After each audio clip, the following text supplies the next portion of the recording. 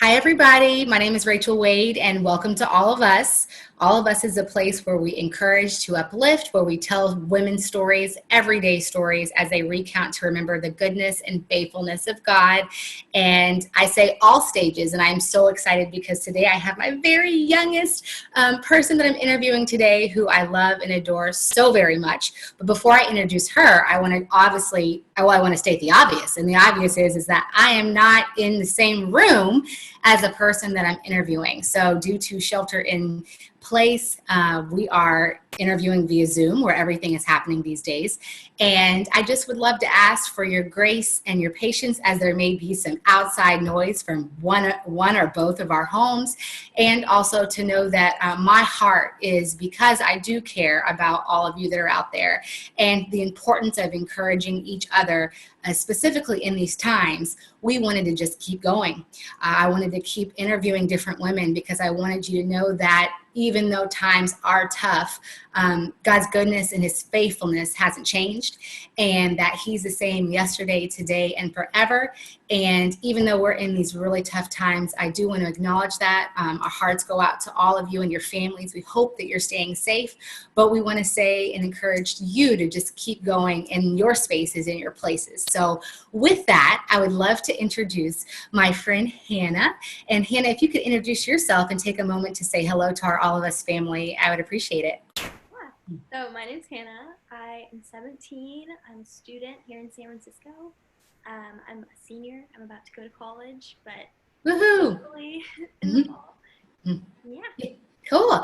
And Hannah, tell us something funny or different, or just a hobby that you have, something that maybe we would love to know about you.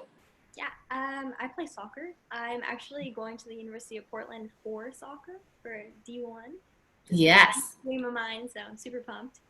Yes, and Hannah is part of a wonderful family that we love, that we're friends with. I'm friends with her parents. I'm friends with her siblings, and it's just such a joy to have her on. And one of the things that Hannah and I share is I play Division I soccer at University of Cincinnati, and so it has been so fun to walk alongside Hannah and just be able to give any tips or any experience that I've had to her. And I'm just extremely proud of her. And she's super smart too, which she didn't mention. So yeah, that's exciting. We're so excited for you in the new chapter that you're starting soon. So I'm sure everyone wants to know, like, what's your background? What's your Jesus journey? How did you begin to know Christ? I know your parents have a strong faith, but what about yours? Yeah, so my family is very rooted in the ways of Jesus. My grandparents are second generation missionaries in Brazil, so that's been super cool. But yeah, I kind of committed my life to Jesus when I was young, probably like 5. Got baptized in Brazil by my dad and grandpa, which was super So cool. Yeah, What a memory to be baptized by your dad and your grandpa. exactly. And I knew what those 2 milestones meant, but and like I knew I wanted them, but it's really been the journey in the last 4 years of like what those mean for me in my life. So yeah, I actually my story is super connected to Brazil. I went to Brazil in 2016 with my brother for a month, and we actually had the opportunity to join in on a time mission trip with the youth mission. So cool.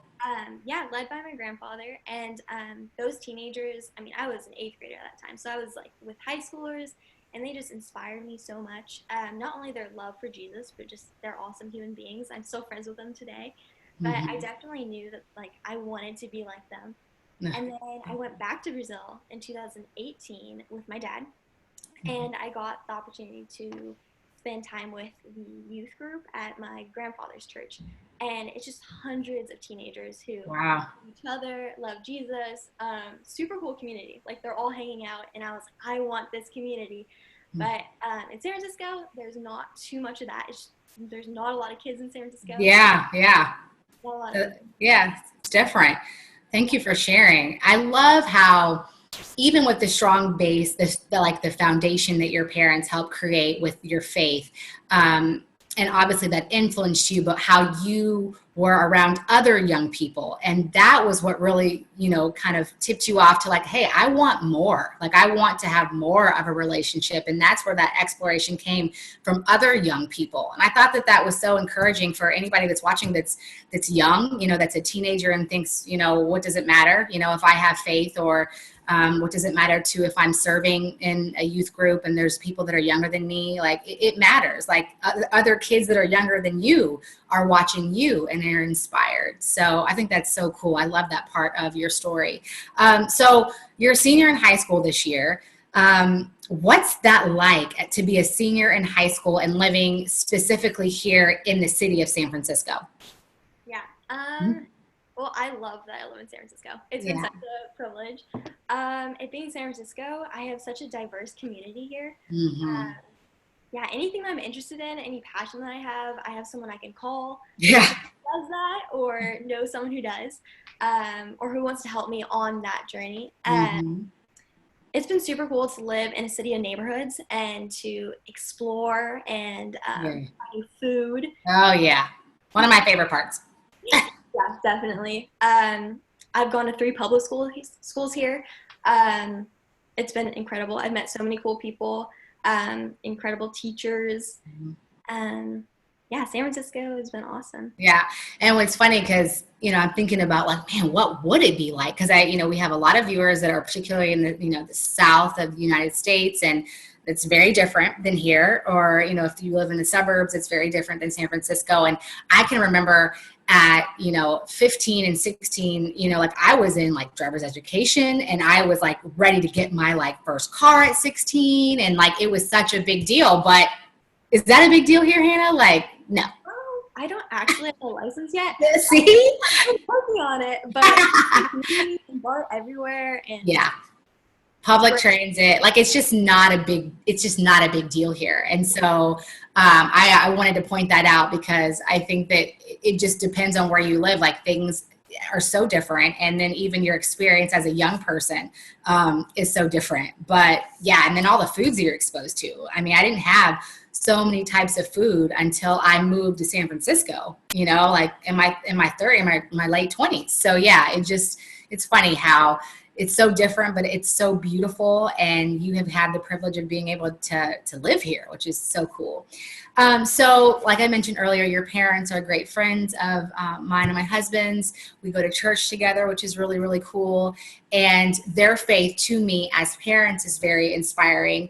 But what does it look like for you to own your own faith? Because I think what can happen in a family where the parents are both believers and are raising their kids in a Christian household, that the kids can kind of ride on the coattails perhaps of their parents and their faith, or really not dig any deeper. So how do you do that? And maybe what kind of spiritual disciplines do you personally practice that have deepened your faith? Yeah, so my parents, like you said, have set a great foundation for me. But it's really been about what everything means for me and my life, and my own individual relationship with God and Jesus. And that's been hard. I've been struggling with it, but it's a really good struggle. I've developed disciplines, like you mentioned. I love listening to worship music in the morning on my bus ride to school. I love starting the day with just like worshiping God, and those verses stick with me throughout the day, in any situations I have. But so good. And then, I think that the obvious question for me to ask you is, as a teen, so living out that faith, particularly here in San Francisco, everyone wants to associate, teens with peer pressure, and what's it like, to be a faith follower, a faith believer, and be in, these circles with maybe other kids that don't believe what you believe. And, you're kind of just exploring at your age and taking all these inputs in. What's that like when you're in these circles, perhaps, that, people don't believe what you believe? How do you deal with peer pressure? Yeah, I mean, again, my parents have really helped me out with this one. They've really equipped me so that I can really be okay in any room, any situation. Yeah, it's really about my identity and what I believe, and as long as like my heart is in the right place, I feel like I can be anywhere and be fine. It's so good. I love how you put that, how you said your parents have equipped you to be able to deal in any situation and be in any room with anybody and still stay firm in who you are. And I think that that's so true. Like as an adult, even living here in San Francisco, I have found that, you know, we're very welcoming to any type of person, you know, any nationality, any belief, all of those things, as long as you know what you believe and you're confident in what you believe. And most of the time people are gonna respect that. And so I think I think that's just kind of one of the beauties of San Francisco, in my opinion, is that we really can be who we are. But we definitely need to know what we believe. For sure.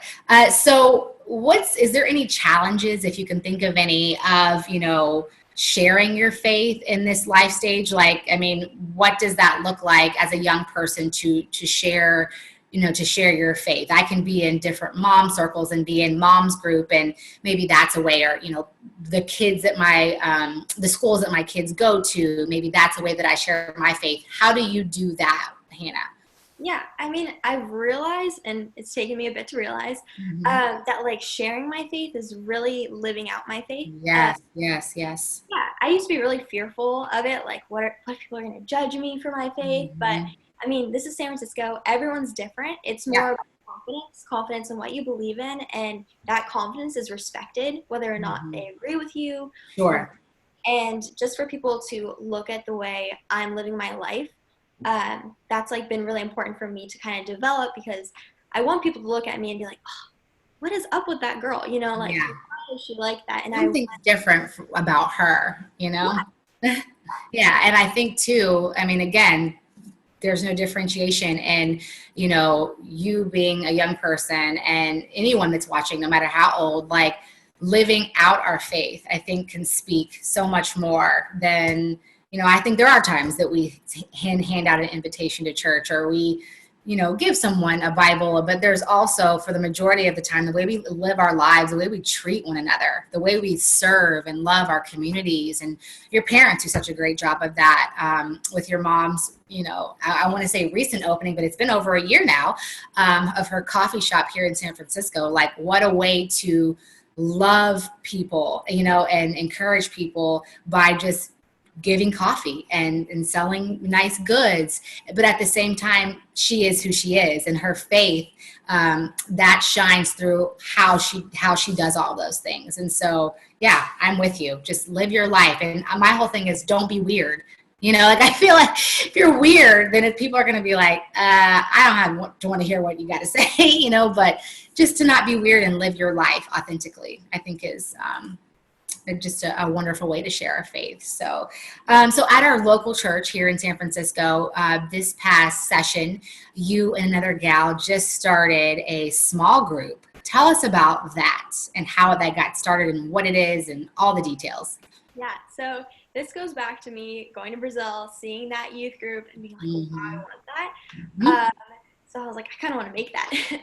But so I wanted to create a space where teenagers, high schoolers and specifically, could have deep conversations about faith and life, beyond just Sunday, you know? And I wanted to open up the conversation to not only people at our church Epic, but also for people to invite friends. It's a lot easier to invite, in my experience, it's easier to invite friends to a home than it is to invite them to church. And so I invited my friend Maya to join in on this with me, and she just latched onto the idea right away. And so we had 10 people sign up, which was really big because church, like, group of high schoolers is really small. So that was awesome. And we had 3 meetings before this whole COVID situation, but now we're doing Google Hangouts because nobody wants to join in on another Zoom. Yeah. Enough of the Zoom already, as we're doing Zoom. It's been great to have community, especially in this time. With a lot going on. Yeah, it's so good. So good that you're creating that space for the young people. And I think, like, how inspiring just for you to be like, you know what, I want to do this. You know, you go to our leaders and now it's happening. And I just think kudos to you for stepping out and doing that. So wonderful. So I got to ask the COVID question is how I'm labeling it. But you are, you're a senior in high school. Like, what's supposed to be happening right now? So this happened like around spring break. I'm thinking about senior prom. I'm thinking about graduation, like all of the special events that are kind of the pretty little bow that is supposed to wrap up your young adulthood, your teenage years at home. It's not happening. So how are you feeling, first of all, about those things? And what are you doing to encourage yourself and maybe even encouraging, those friends that you have around you that are disappointed? Yeah. I mean, I'm feeling okay. I think that's the best way to put it. Lots of ups and downs with it. Thankfully, I did get to go to senior prom last year. Which is so cool. That off my list. But yeah, I'm missing out on a lot. There's a lot of disappointments. I mean, I want to graduate with my friends. Yeah. But, there's been a lot of opportunities that have come out of this too. Sure. I've been able to encourage friends who are feeling pretty down about it, to connect with friends, maybe even more. Oh yeah, I feel the same way. Even though we're not able to see people, in the physical, like the connection of like even text and calls, and which is not, it's so rare to get on the actual phone.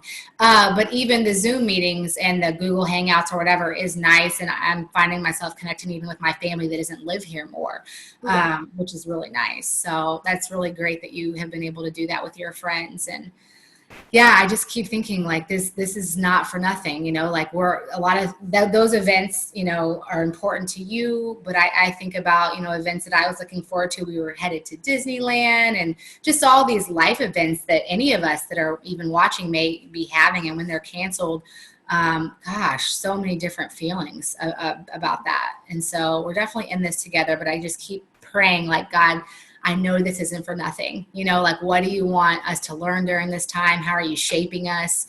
And then if anything, how are we coming together on our planet? So yeah, I'm with you. So a couple of questions that I always like to end off with. So I call it rapid fire. So here we go. God is a loving Father.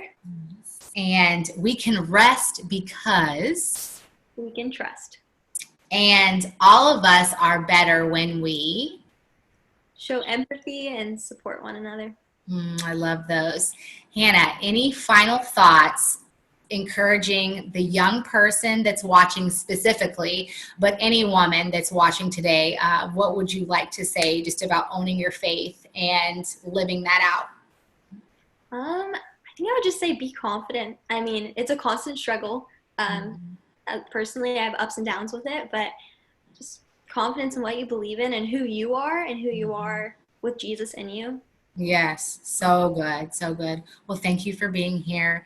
I love you very much, and I think the world of you, and I know that you encourage so many today through your story. So for more information about Miss Hannah, I will drop that in the info section today. And of course, you can find the rest of her story on the blog at allofus.net, which is OLIBE, allofus.net. Forgot my website, but it'll be there.